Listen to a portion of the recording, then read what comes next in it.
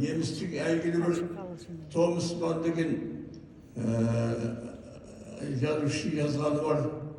Театр деген бұл халықтан, жай тобырдан халық жасайтын, халықтан ұлт жасайтын орын деп. Сол секілді осы театрға келу арқылы біріншіден өзіміздің интеллектуалдық дәрежемізді көтереміз, өмірге түсіністікпен қараймыз, өнерге деген құштарлығымыз артады.